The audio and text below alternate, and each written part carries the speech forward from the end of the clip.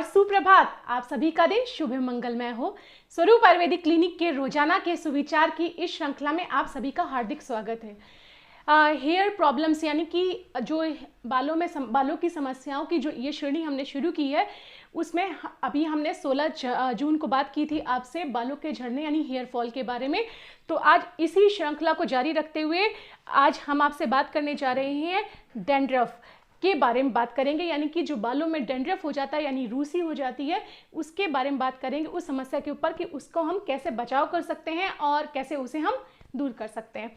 तो एक्चुअली क्या होता है कि जो बालों में रूसी हो जाती है यानी डैंड्रफ हो जाता है, तो ये समस्या बहुत कॉमन है और ये कोई आज की ही प्रॉब्लम नहीं है कि आज के टाइम में ही हमें देखने को मिल रही है। हमारे दादी नानी के टाइम से लेकर आज हम लोगों में और हमारे बच्चों में सभी ये समस्या हमें देखने के लिए कॉमनली मिल जाती है।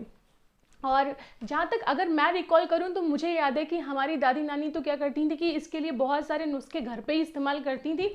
आज भले ही आज के टाइम में ये हो गया कि बहुत सारे एंटी डैंड्रफ शैम्पू आ गए हैं, एंटी डैंड्रफ प्रोडक्ट्स आ रहे हैं, लेकिन हमारी दादी नानी तो घर के ही नुस्खे इस्तेमाल करती थी और उस चीज़ को तुरंत डैंड्रफ को यानी रूसी को दूर कर देती थी। तो आज मैं थोड़ी उनकी हेल्प लेती हूँ, अपनी दादी नानी की चीज़ों को रिकॉल करती हूँ और कुछ क्योंकि बीइंग एन आयुर्वेदिक डॉक्टर तो क्या क्या चीज़ें करनी चाहिए, इसमें क्या हो जाता है, इस चीज़ पर नज़र डालते हुए मैं अपने इस वीडियो को शुरू करती हूँ। और लेकिन सबसे पहले मैं आपको बताऊंगी कि आखिर ये डैंड्रफ किस कारण से हो जाता है, किन लोगों में कॉमन होता है और कैसे पता चलता है, ताकि अगर आपको कारण पता होगा तो आप उस कारण से अपना बचाव कर सकते हैं और ताकि आपको डैंड्रफ होने ही नहीं पाए। और लास्ट में मैं आपको बताऊंगी कि हम कैसे इसको रोक सकते हैं, इससे बचाव कर सकते हैं, इसको दूर कर सकते हैं, क्योंकि अगर हो गया है तो भाई दूर तो करना ही है हमें। तो चलिए स्टार्ट करते हैं अपने इस वीडियो को इसी के साथ में। तो एक्चुअली क्या होता है कि जो डैंड्रफ की प्रॉब्लम होती है, लेकिन सबसे पहले आपका डायग्नोसिस बनना बहुत ज़रूरी है। डैंड्रफ को अगर आप देखेंगे तो सीबोरिक डर्मेटाइटिस एक नामक डिजीज़ होती है उसमें, और सोरियासिस की प्रॉब्लम होती है। तो इन दोनों प्रॉब्लम में भी स्काल्प पे सेम वही कंडीशन हो जाती है जो कि डैंड्रफ यानी रूसी आने पे होती है। तो फर्स्ट ऑफ ऑल अगर आपको डैंड्रफ हो रहा है तो एक बार आप अपने डॉक्टर से कंसल्ट ज़रूर कर लीजिए कि ये आपको डैंड्रफ ही है या फिर ये कहीं सीबोरिक डर्मेटाइटिस या फिर आपको जो है सोरियासिस तो नहीं हो रही। अगर ये कंफर्म हो जाता है कि आपको डैंड्रफ ही हो रहा है, आपको सोरियासिस ये सब नहीं है, तो फिर अब आपको क्या करना है इस बारे में जानते हैं। तो सबसे पहले हम आते हैं साइन सिम्टम्स पे कि कैसे हम पता चलेगा कि ये डैंड्रफ ही है। तो डैंड्रफ की कंडीशन में क्या होता है कि स्किन पे जो होते हैं यानी स्काल्प की जो स्किन होती है मैंने हेड की, वहाँ पे फ्लेक्स बन जाते हैं, चकत्ते छोटे छोटे से पपड़ियाँ जैसी निकलने लग जाती हैं। और केवल ये स्काल्प पे ही नहीं आता बल्कि आईब्रोज को भी कवर कर लेता है कई बार। जो मेल्स में ये बार्ड होती है, दाढ़ी होती है, उसमें मूंछों पे आना, शोल्डर्स पे हो जाना, इन सब पे भी हो जाता है। दूसरी चीज़ इचिंग बहुत होती है, इची स्काल्प होती है, मतलब हर वक्त ऐसे लगता है कि जैसे खुजली करते रहें, इस तरह की फीलिंग होती है। और क्रस्ट से निकलते हैं, मतलब आपको लगेगा कुछ पढ़ते पढ़ते निकलती चली जा रही है स्काल्प से। दूसरी चीज़, अगर आप स्ट्रेस की कंडीशन में हैं तो ये कंडीशन आपकी सीवियर भी हो सकती है, यानी कि ये जो डैंड्रफ की कंडीशन है। बात करते हैं कॉजेज़ पे कि क्यों हो जाता है, क्या कारण है, किस कारण से ये होते हैं। तो अगर आपकी जो स्काल्प की स्किन है वो इरिटेटिंग, कोई आपने ऑयल यूज़ करा, इरिटेटेड ऑयली स्किन की वजह से भी ऐसा होने लग जाता है, ठीक है। अगर आपने शैम्पू प्रॉपर तरीके से आप नहीं कर रहे हैं तो भी ऐसा हो जाता है।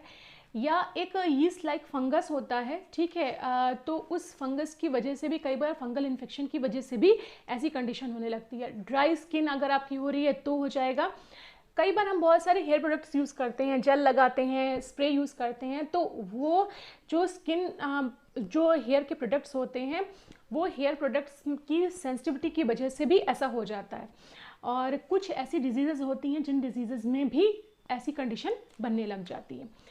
तो बात करते हैं इसके बाद, ये तो कारण हुए कि किन कारण से ऐसा हो सकता है। तो आप देखिए सबसे पहले कि कहीं कारण यही तो नहीं है कि कोई आपने ऐसा प्रोडक्ट यूज़ किया है जिसकी वजह से सेंसिटिविटी हो गई है आपको, या फिर आपको एक ऐसी डिजीज़ है जिसमें ये हो जाती है, या कोई फंगल इन्फेक्शन तो नहीं हो रहा, या इरिटेटेड ऑयली स्किन तो नहीं है आपकी, या आप शैम्पू प्रॉपर से नहीं कर रहे हैं इस वजह से हो रहा है। तो ये चीज़ें आपको रूल आउट करनी होंगी। रिस्क फैक्टर्स, तो कौन लोग हैं जो बहुत ही ज़्यादा प्रोन होते हैं इस चीज़ के लिए, जिनमें ये होने के चांसेस होते हैं। तो पहला फैक्टर आता है एज। जी हाँ, एज से भी कुछ हद तक ये रिलेटेड है। ज़्यादातर ये जो है वो यंग अडल्ट में शुरू होता है और मिडिल एज तक चलता रहता है, लेकिन इसका मतलब ये नहीं है कि ओल्ड एज में नहीं हो सकता। हाँ, अनकॉमन होता है, ज़्यादातर फ्रिक्वेंटली नहीं देखने को मिलता, लेकिन हो भी सकता है। लेकिन कॉमन जो होता है वो यंग अडल्ट से लेकर मिडिल एज तक होता है। मेल फैक्टर्स जो मेल्स में होता है फीमेल की अपेक्षा ये ज़्यादा देखने के लिए मिलता है, और कुछ पर्टिकुलर डिजीज़ हैं जैसे पार्किंसन डिजीज़ या कुछ ऐसी डिजीज़ेज़ हैं सोरियासिस वगैरह जिनमें ये प्रॉब्लम हो जाती है, तो उन डिजीज़ेज़ को ज़रूर रूल आउट आप करवा दीजिए। अब हम आते हैं अपने सबसे इंपॉर्टेंट पार्ट पे। भाई हमने कारण जान लिया, सिम्टम जान लिया, चीज़ें क्यों हो जाती हैं, अब आते हैं इंपॉर्टेंट चीज़ कि अगर हो गया तो क्या करना है। सबसे इंपॉर्टेंट बात तो यही है हमारे लिए, हो गया है तो अब उसे दूर तो करना ही पड़ेगा। भाई बचाओ तो बाद में आता है कि हम बचाओ क्या करेंगे, तो कैसे दूर करना। तो सबसे पहले मार्केट्स में कुछ एंटी डैंड्रफ शैम्पू आ रहे हैं, आप चाहें तो यूज़ कर सकते हैं अगर आपके पास टाइम नहीं है तो, लेकिन बेस्ट मैं आगे आपको कुछ रेमेडीज़ बताने जाऊँगी। अगर आप वो यूज़ करते हैं तो आपको इसकी ज़रूरत नहीं पड़ेगी।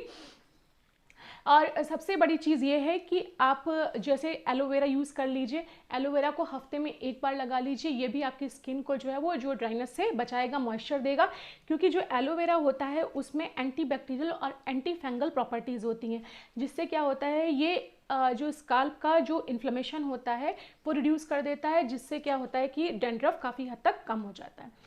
आप कम से कम हफ्ते में 2 से 3 बार जो है बालों में ऑयल ज़रूर लगाइए रात के समय, भले ही अर्ली मॉर्निंग आप हेयर वॉश कर दीजिए। और ऑयल में कोकोनट ऑयल डैंड्रफ की कंडीशन के लिए बेस्ट होता है, तो कोकोनट ऑयल का आप यूज़ करिए।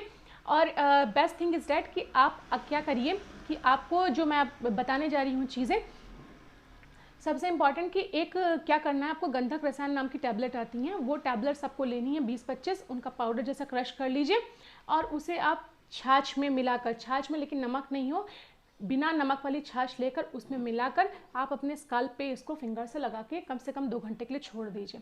छोड़ने के बाद में आप जो है वो शैम्पू कर लीजिए। शैम्पू करने के बाद आप जो है बालों में कोकोनट ऑयल लगा के 2 से 3 घंटे के लिए छोड़ दीजिए, या पूरी नाइट छोड़ के आप अगली मॉर्निंग हेयर वॉश कर लीजिए। आप हफ्ते में अगर 2 दिन भी ये लगा लेते हैं तो आपका डैंड्रफ दूर हो जाएगा। गंधक रसायन नाम की टैबलेट आपको छाछ में मिलाकर लगानी है। या फिर एक चिरौंजी आती है, चिरौंजी, मुलेठी और सेंधा नमक, इनको बराबर मात्रा में इनका लेप बना ले लीजिए, इसको पीस के और इसको शहद में मिलाकर आप उसका पेस्ट भी हफ्ते में 1 दिन लगा सकते हैं। एलोवेरा यूज़ कर सकते हैं। सबसे इंपॉर्टेंट चीज़, आपको स्ट्रेस अवॉइड करना होगा, कुछ योगा करिए, थोड़ी वॉक करिए ताकि आपका स्ट्रेस लेवल कम हो सके, और स्ट्रेस से भी ये काफ़ी हद तक कम हो जाता है। लेकिन आपको कोकोनट ऑयल ज़रूर लगाना है, क्योंकि कोकोनट ऑयल में भी जो है एंटी माइक्रोबियल प्रॉपर्टीज़ होती हैं, जिसकी वजह से ये डैंड्रफ को काफ़ी हद तक रिड्यूस कर देता है। और आप चाहें तो बेकिंग सोडा का भी यूज़ कर सकते हैं, लेकिन बेकिंग सोडा का यूज़ करते समय आप देख लीजिएगा कि कुछ लोगों को इससे कभी कभी सेंसिटिविटी भी होती है, तो कहीं ऐसा ना हो कि प्रॉब्लम ठीक होने की बजाय बढ़ भी जाए। तो बेकिंग सोडा के लिए में भी क्या करता है, usually anti fungal property use होती है, और मैंने आपको बताया था कि इसका कहीं ना कहीं कारण एंटी फंगल भी की फंगस की वजह से भी हो सकता है, तो आप बेकिंग सोडा का भी यूज़ कर सकते हैं। लेकिन बेस्ट वे इज़ डैट कि मैंने आपको जो बताया कि आप सुबह में गंधक रसायन की टैबलेट्स को छाछ में मिलाकर स्काल्प पे लगा दीजिए, 2 घंटे छोड़ दीजिए, देन शैम्पू करिए, और शैम्पू करने के बाद आप ऑयल लगा के होल नाइट छोड़िए। कोकोनट ऑयल का यूज़ करना है आपको, और अगली मॉर्निंग आप हेयर वॉश कर दीजिए। हफ्ते में बस 2 दिन करना है आपको, और आप देखिए आपका डैंड्रफ कितनी जल्दी दूर हो जाता है। आप एक बार इस्तेमाल करके देखिए अगर आपको डैंड्रफ है तो, और फिर मुझे फीडबैक दीजिएगा कि आपको इससे फ़ायदा हुआ है कि नहीं। लेकिन फर्स्ट ऑफ ऑल मैंने आपको यही कहा था, अगर डैंड्रफ हो गया है तो एक बार अपने डॉक्टर की सलाह ज़रूर ले लीजिएगा कि कहीं आपको कोई डिजीज़ तो नहीं है, किसी सेबोरिक डर्मेटाइटिस तो नहीं है, कहीं आपको जो है सोरियासिस या पार्किंसन डिजीज़ या किसी और डिजीज़ की वजह से तो नहीं हो रहा। क्योंकि फर्स्ट ऑफ ऑल अगर उसकी वजह से हो रहा है तो वो आपको डिजीज़ का ट्रीटमेंट लेना होगा और ये ठीक हो जाएगा। नहीं है, सिंपल डैंड्रफ है, देन आपको जो मैंने उपाय बताया ये आपके लिए सफिशिएंट रहेगा। और हफ्ते में एक बार एलोवेरा बालों में आप ज़रूर लगा लीजिए। देखिए मैंने आपसे कहा था आपके घर में सब कुछ होता है, सिर्फ आपको चीज़ें थोड़ी थोड़ी पता होनी चाहिए, और आपको क्या करना है, अपना रूटीन ज़रूर चेंज करना है। क्योंकि मैंने आपको यहाँ पर भी कहा है कि आपको वॉक ज़रूर करनी है और योगा ज़रूर करना है। जो स्ट्रेस होगा देन डैंड्रफ बढ़ेगा, आप ठीक करेंगे फिर से हो जाएगा। सो वॉक करिए, अपनी रूटीन चेंज करिए, थोड़ा सा योगा करिए, और जो उपाय मैंने बताया उसे करिए और मुझे बताइएगा। इसके लिए आपको क्या करना है, मैंने आपको कहा है हमेशा अपनी दिनचर्या बदलिए और स्वस्थ रहिए, और इसके लिए आप हमारे दिनचर्या के सुविचार की श्रृंखला से हमारे साथ जुड़े रहिए। अगर आपने मेरा चैनल सब्सक्राइब नहीं किया है तो आज ही करिए और हमारे साथ जुड़े रहिएगा। कल हम आपके सामने फिर से आएंगे इसी समय पे एक नए टॉपिक के साथ। तब तक के लिए मुझे इजाज़त दीजिए। धन्यवाद।